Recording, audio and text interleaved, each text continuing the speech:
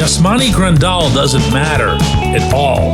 And believe me, that's the approach that I'm going to start out with. Good morning to you. Good Monday morning. I'm Dejan Kovacevic of DK Pittsburgh Sports. This is Daily Shot of Pirates. It comes your way bright and early every weekday. If you're into football and or hockey, I also offer daily shots of Steelers and Penguins in the same place that you found this.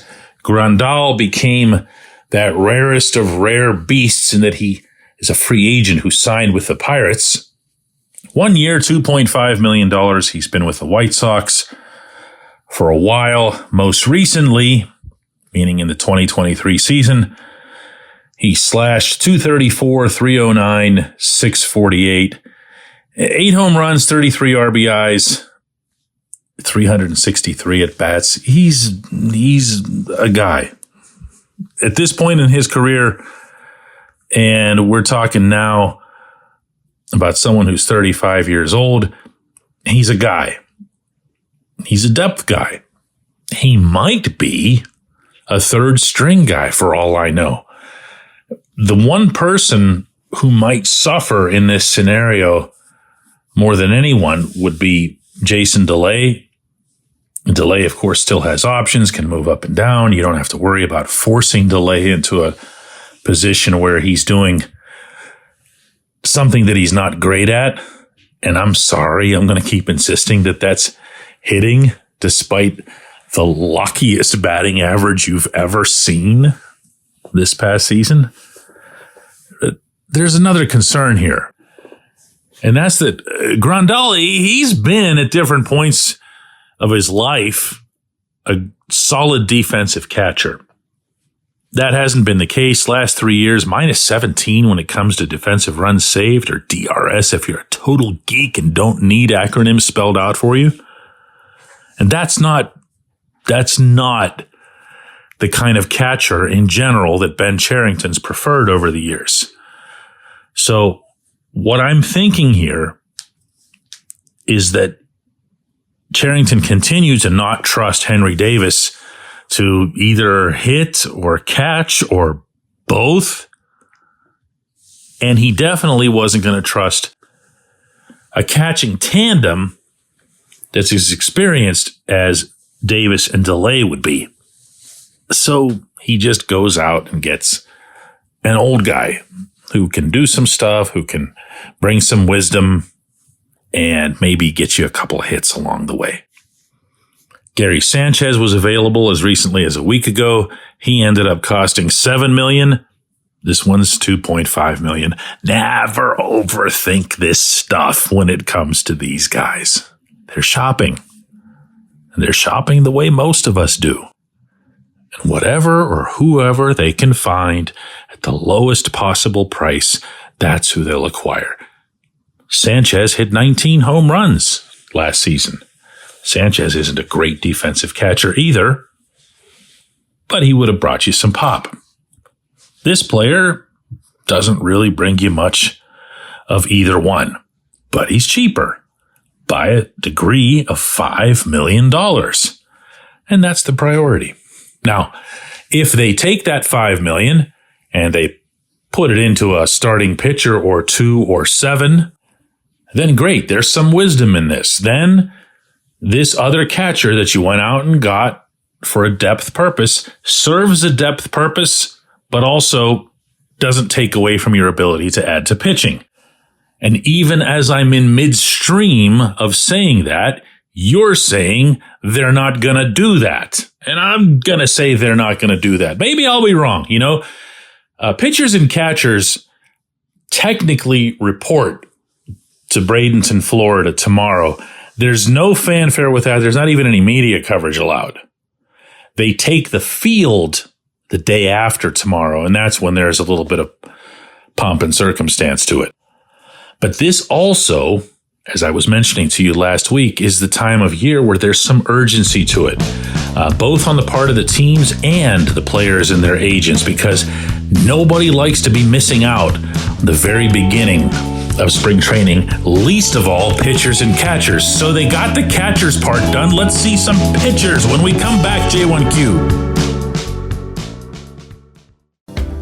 This portion of Daily Shot of Pirates is brought to you by our friends at North Shore Tavern, that's directly across Federal Street from PNC Park. It's home of Steak on a Stone, an eating experience, underscoring the word experience. The steak is brought to you partially cooked on an 800-degree stone, and you do the rest. It's a ton of fun, it's a great meal, and it's a baseball atmosphere like no other in Pittsburgh. North Shore Tavern, right across Federal Street from PNC Park. Your front door, your car, your bike, your computer, your gun. Safety is a habit. Every day you lock and secure your home and everything you want to keep safe. Gun safety and responsible storage are no different, and the best way to help prevent accidents, misuse, and theft. If you have a firearm, own it, respect it, and secure it. Visit ProjectChildSafe.org. Brought to you by the National Shooting Sports Foundation and the Bureau of Justice Assistance.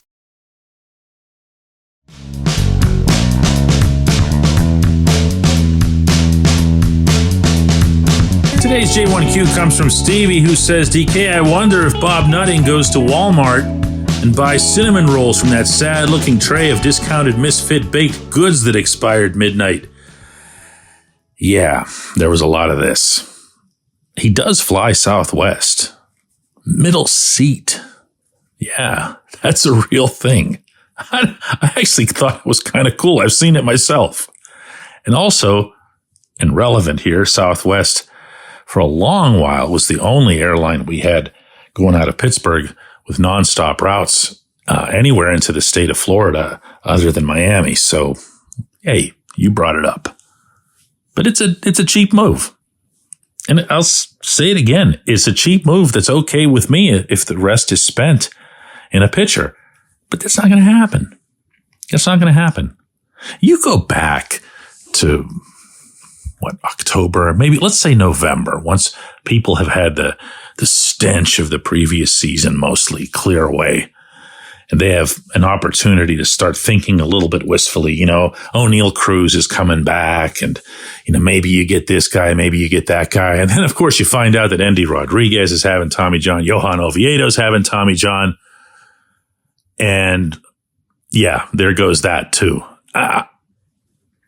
I would love to be able to give the benefit of the doubt to this front office to say, you know what, without Endy, without Oviedo, and buying another at least 2-3 months or whatever it'll take for Paul Skeens to get here, this is a shot season. This is a season that we're just going to punt 75 yards away, kind of like that dude from the Chiefs was last night. And you're just going to forget all about this. Except that they can't do that. Because this is year 5. And even if they don't take that seriously internally, and I think we're starting to develop a sense for the fact that they haven't, the other people in this equation, meaning all of us on the outside, are going to take it seriously. Because it's year 5. And you don't get, mulligans for COVID. So if you ask me in a more serious vein than you did, although I kind of like the cinnamon buns thing, whether or not this team is taking 2024 seriously or if they're punting or whatever else here, I would tell you that I think they wish that they could, but they can't. And as a result, you're going to see this awkward combination of we're trying hard and let's go sign Aroldis Chapman, and we couldn't give a crap and not signing any starting pitchers of worth. Does that at least come within the solar system of being able to explain what's happened so far this offseason? Hey, you know what? They've got 48 hours between now and when they're heading out to the fields at Pirate City Wednesday morning. Let's see what they do. Let's see what they do. I appreciate the question. I appreciate everybody listening to Daily Shot of Pirates. We're going to do another one of these tomorrow.